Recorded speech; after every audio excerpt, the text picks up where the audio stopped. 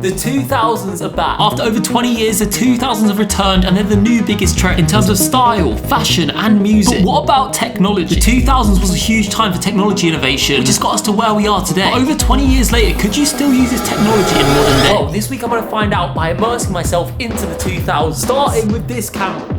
And with that, welcome to the 2000s! This camcorder is a Sony HDC SD1, which when it was originally released in 2006 cost $1,250 and was actually the first ever camcorder to use SD card. And the cost of these in modern day is about £100. Yeah, believe it or not, this camera was groundbreaking. This was the best handheld camera that money could buy. But now, 18 years later, it looks like a literal potato. But this camera is just the start. The next thing we're going to be getting rid of is this, my Mac Studio, and pretty much everything on my desk. So with that, let me introduce you to its replacement, the imac G4. This retro iMac was released in 2002 with a price of $1,999. It comes with a 15-inch flat screen display, and I picked this up on eBay for £40. This is so smooth. This feels futuristic. It's 20 years old. Now, for the $60 we paid, it also came with the original keyboard. It's very yellow. It's literally orange. But come on, it is 22 years old. The iMac also came with the original speakers and even the original mouse. Okay. It's a mouse, at least it's not yellow. And I set the 22-year-old computer up for the first time. Oh, it's working! It's working, guys!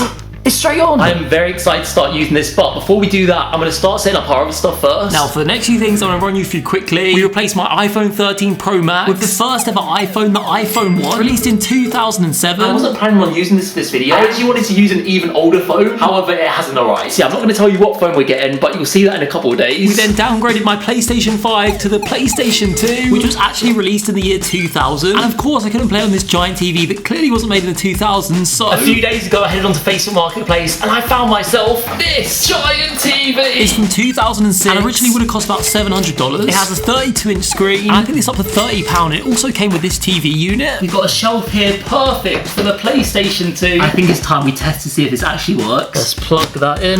Oh, look at that, guys! The classic TV static. I then set up the PlayStation 2, making sure it all worked. However, we then ran into our first problem of the week. So the one button, the most important button we need, which is the input button, is gone. There's nothing there. The seller on Facebook didn't say anything about this, and it also didn't come with a remote, so I had to get creative. I went and grabbed a random torch that I have in my house. Usually I'll just use my phone, but I don't have my phone anymore, and the iPhone 1 doesn't have a flash on it. And I then tried to take a closer look inside with the torch. Oh, there's a button. Look, there's that red button there. So I then used a screwdriver to try and press it. Oh, it worked. Don't try this at home though, it's probably not safe. And then wiggled around the PlayStation wires. Oh, it's working! And I think that's all we can actually do now, because I'm not gonna lie, I didn't buy any games for this. That's a job for tomorrow, to try and buy some games. So with that, the week had fully begun. All my modern day 2024 items were put in a box and not to be opened until the end of the week. I then tried to connect the iMac to my Wi-Fi. Oh, it says starting connection. Oh no, it says there was an error joining the airport network, my Wi-Fi. So I tried to Google the error message on my iPhone 1. The Google search worked, but when I clicked on a link, it just says cannot open page. I can literally see this is exactly about what I want to read about. Yet for some reason the iPhone 1's internet doesn't work really. I can Google stuff, but I just can't click on any of the links. It was no help trying to work out how to make this work, but I did have an idea. I could hardwire it. Maybe that'll work. So I think the plan for tomorrow is to buy an Ethernet cable and also buy some PlayStation 2 games. Because right now I've got a computer with no internet, a TV with no channels, and a PlayStation 2 with no games. Yeah, we had no games, but we did have one thing that does work on PlayStation 2s, and that is DVDs. My parents still have mine and my sister's old collection from our childhood, so I looked through, picked a film. You know what? I'm gonna go for this. 13 going on 30. So I loaded it up and we got an error message. It just said unable to read this. So I went for the oldest trick in the book.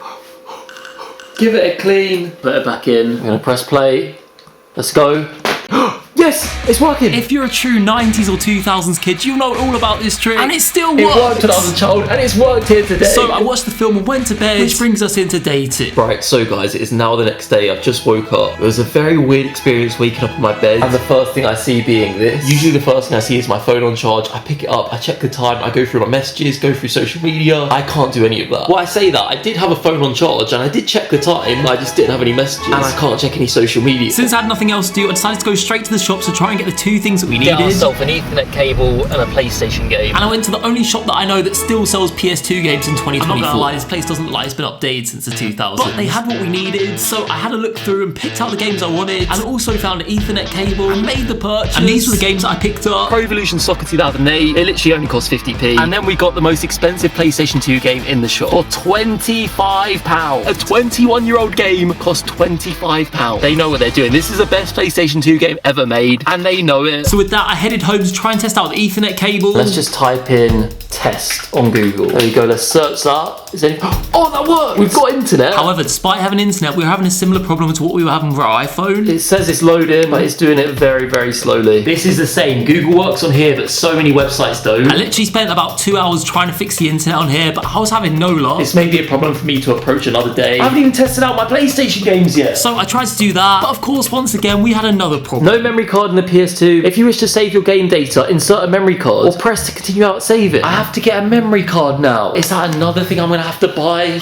We got the Ethernet cable, we got the game, and now I need a memory card. I just want to play this very overpriced game that I bought today. Is that too much to ask? Nothing was going right, so I had to call in a favour. I know some of you are going to be against it, but I have no choice, alright? I need you to make an order for me. What is that? I need you to go onto Amazon right now and order me, listen carefully, PlayStation 2 memory card, okay? PlayStation 2 memory card. Okay, and with that, the order should be made. As for right now, though, we're pretty much in the exact same position we were last night. Although we have got games. We've got this. I can play this. To be fair, I don't really need memory to play this. With the Simpson game, I don't really want to start playing it because then I'm going to start doing missions and then I'm just going to keep doing them again when I get the memory cards. However, with this is just football. I can just score some goals. So I put the game in and loaded it up. Yes, let's go.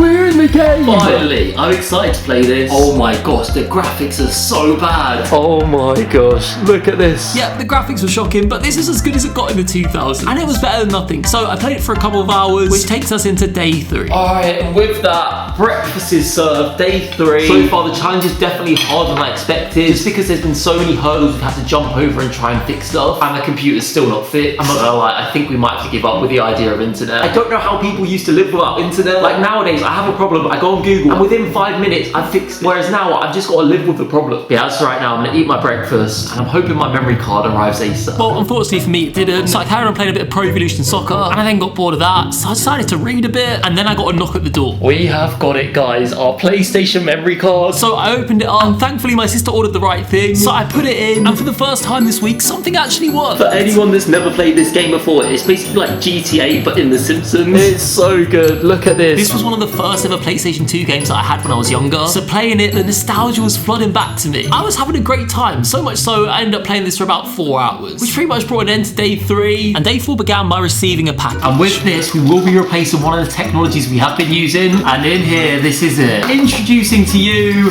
my new phone, a flip phone. This is the Motorola Razr V3, released in 2004 with a retail price of $499. I picked this up on eBay for about $50. The iPhone 1 is finished. That's too futuristic for us. We're going all the way back to having a flip phone. So first things first, I wanted to make sure this actually works, so I tried to text my friend Andrew. I've been messaging him here for the last couple of days. I think we're going to meet up with him tomorrow. So I sent him a message saying, hello, my name is George. Look, typing on here was hard. I was just trying to practice, and I sent it. I'm not gonna lie, he's going to be very confused when he receives this message, because I've been texting him normally just talking about meeting up tomorrow, and now I've just texted him saying, hello, my name is George, as if he didn't know. He's gonna... Oh, he replied, I've got a blur. I think that's him. He said, really? Your name is George? I was not aware. I'm not gonna lie, I can't be bothered to type another text. I'm just gonna try to call him. I want to see if this actually works as a phone. Do I just press this green button? Hello? Are you right? Yeah, you're right. Can you hear me? Yeah, unfortunately I couldn't say the same back. But I then asked him what the plan was tomorrow and where we're gonna meet. I'll call you when I get there, or I might text you if I can be bothered. And then I actually wanted to test out some of the features of this phone. Can you actually phone me? Like, if I hang up on right now, can you call me? I just want to test something. Don't hang up, I'm gonna hang up. Okay. Hello? Okay, it does hang up, please shut it. I wanna see, say someone's calling you and you just go, hello? Or do you have to press accept? Okay, he's ringing. Hello? Yes! Oh, that's sick, that actually works. I just want people to phone me now so I can just be like, hello? After all that, I then decided to play a little bit of Simpsons Hit and Run, and then I thought I'd try and do something productive. So I tried to actually start editing this video on this old iMac. All I tried to do was import the first 4 clips that I filmed for this video. However, of course, it wasn't that simple. Oh my gosh, 495 minutes, and it's going up, 497, 500 minutes. And that's just to put it into the software. I've then got to try and edit it. Luckily for me though, it did import. However, it did in the end only import 2 of the clips when I tried to import 4. And that took exactly 2 hours and 52 minutes, basically 3 hours. See, I thought the import times were bad. Surely the editing couldn't get much worse. However, this is what it was like watching back the footage. Yeah, this is the camera we're using the next week. Hopefully you're used to this. Yeah, I'm not gonna lie, this is unusable. I cannot edit on this. So I gave up with editing, but I did try and explore some of the other features this computer has, and I discovered this software called GIMP, which is basically like Photoshop. I decided to draw a picture. Can you tell what it is? It's a self-portrait. What can I say, guys? Life imitates art. But yeah, after that, I also found this computer had Word on it, so I went on there and planned some video ideas, which takes us into day 5. Now, day 5, I woke up and got dressed straight away, because as you saw yesterday, I planned to meet my friend Endrit. But of course, there was another problem. The phone I bought that arrived yesterday, the Motorola, it's literally completely flat. If I plug it in right, it does come on. You look, it comes on. Oh no, it's gone off again. It's fully just died on me. But the weird thing is, it's literally been on charge all night, but it's just not charging. So I think we are gonna have to bring the iPhone 1 today. But yeah, good news, we have got a new item that we'll bring with us today. And let me introduce you to the 2000s music player, the iPod Nano. This iPod was released in 2006 with a retail price of $149. It's got a 2GB memory, which can hold about 500 songs. And I bought this on eBay for £10. The person on eBay said this does come with music. They haven't removed any of their music off. We got ABBA, Amy Winehouse, Arctic Monkeys, Avril Lavigne. But yeah, this iPod actually doesn't come with speakers, so you need headphones to listen to it. So I used these retro looking ones that I already have. And with that, I headed out. I got onto a bus, listening to my 2000s iPod with the 2000 songs. And then also realised this iPod had games on it, so I played a bit of that. And then I got onto a train, but I couldn't help but think, I wish I had my PlayStation 2. But wait a minute, I did. The PlayStation Portable, aka the PSP, was released in 2005 for $249, offering console level graphics, but completely portable. Now, I actually didn't have to buy this because this was my childhood watch, but if you wanted to pick one up on eBay, they're about £70. So I played the old FIFA game on there whilst on my way, and we arrived. I kept an eye out for Endrit, but couldn't see him anywhere, so I went outside, called him, and it turns out he was in a coffee shop. So I went to go look for him, and lucky for me, I found him. I then showed Endrit all the technology we're using over the week, and he was impressed. We then went and grabbed some food. Burritos existed in the 2000s, right? And we then went on a search to try and find a remote for my TV, because putting a screwdriver in it felt like an electric shock waiting to happen. And lucky for us, we found one in Argos, so I made the purchase. And with that, I said goodbye to Endrit and headed home to test this remote. Oh my god, look at the size of these instructions for a TV remote. I followed them and it works! Look at this, you ready? You ready? Let's turn the TV on. Boom! So with our new remote, I put a DVD on of Josie and the Pussycat Dolls and went to bed. Which brings us into day 6, which started with me feeling a little bit stuck on what I should do. Because the technology we've got, we've pretty much completed. So yeah, today I'm thinking I've got to get creative with what I'm going to do. I really need to think outside the box. Or should I say, think outside the house? Because I decided to go for a skateboard. However, I can't use my trusty electric skateboard because electric skateboards didn't exist in the 2000s. So let me introduce to you my downgrade. Yeah, it's just a normal skateboard. I'm not going to lie, for this one, I don't have a special name or any information about it. I just bought this off Amazon for £20. Now, the only problem with this is I don't actually know how to skateboard. I can ride an electric one because all you have to do is stand on it and balance and it goes. Whereas with this, I don't know how to ride this, but we'll give it a try. Now enjoy this short montage of me trying to teach myself how to skate. I'm doing it. I am doing it. Call me Tony Hawk, guys, because I'm a pro skater. But first, I needed some music. We're honest brothers buying beer, so freaking cool, can you believe? He'll bring his friends to college guys, our weekend plans are such a dream. Our friends think she's so dumb and stupid.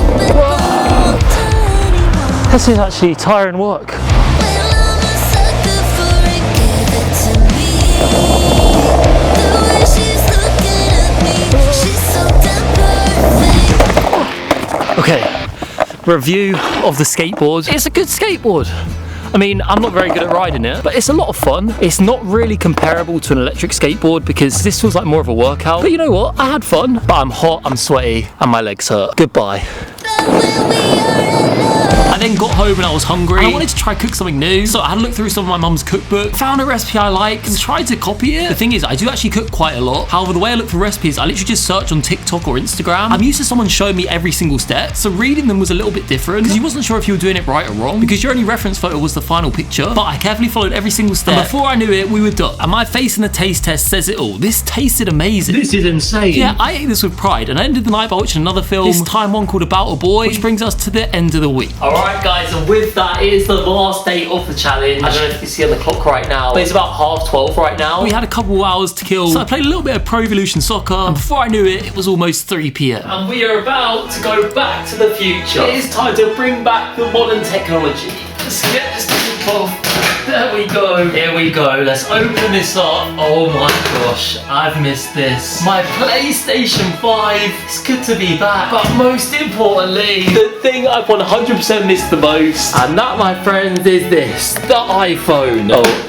I don't think it's got any battery. Yeah, it's flat. To be fair, it has been in the box for a week. But we are back. We've got my camera. Oh, we can switch back to this now. I can save your eyes from this low quality. And just like that, we are back. Oh my gosh, guys, the quality of this camera. Guys, to answer the question, can you use 2000 technology in the year 2024? Yes, you can. Will it work very well? Absolutely not. It's old, unreliable, inconvenient. But if you want to hear more about that, I'm going to be doing a video on my second channel rating every single piece of old technology I used this week. So if you want to watch that, click on the screen right here and watch that. But as of right now, I'm going to binge the internet and catch up with everything I missed out on. But yeah, guys, on that note, this has been Georgemasontv from the year 2000s over and out. Boom. Did someone say catfish? Yeah, that's me. I look 6 foot, but I'm 5'3".